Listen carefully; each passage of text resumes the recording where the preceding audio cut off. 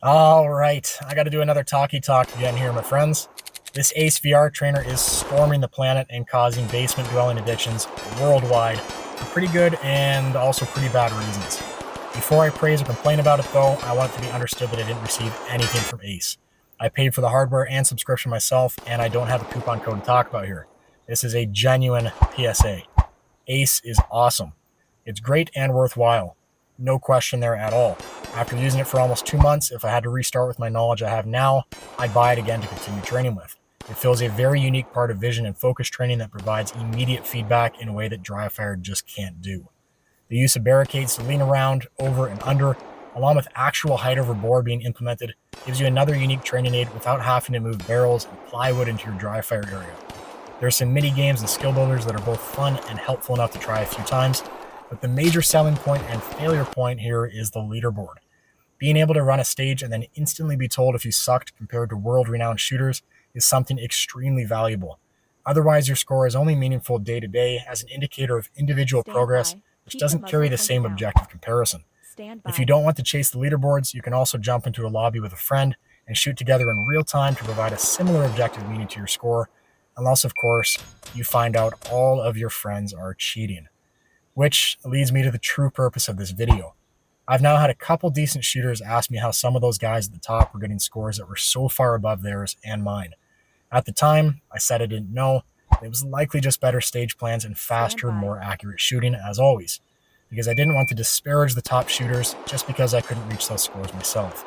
Well, if a couple guys are actually asking about this mystery, then a lot more guys are thinking about it, including myself. I've spent the last 2 months thinking I suck, until yesterday I figured out how to match those legendary shooter scores and figured we should probably talk about it so others aren't discouraged by the leaderboards too. Just like there are divisions in real competition, if others are playing by different rules, then they aren't on the same leaderboards.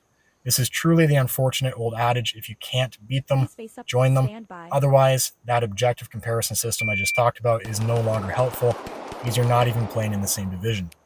As humans, we will find shortcuts to absolutely everything. And here, it appears to be the stage positions, stage instructions with the reloads, or the start signal itself. So don't let these high scores discourage you or deceive you without knowing the context behind them. Do keep in mind, however, that all of these top 10 shooters are really good in reality, but they are also taking those shortcuts.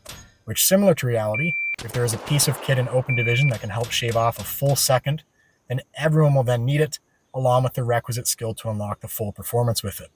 What also sucks about these shortcuts in Ace is that the devs are using them too, to stay competitive instead of maintaining the integrity of the leaderboards so that competing for the top is worthwhile in the first place. What sucks most of all, however, is that the disingenuous marketing of oneself on these leaderboards also simultaneously demoralizes the very shooters we are trying to help improve with training programs like these. Obviously, this is not a small problem contained to Ace. Just like I've covered time and time again online, the shooting performance you're seeing is often a lie or lacking context. And now, we've got a program marketing itself as a training device that has lies built right into it and endorsed by the devs.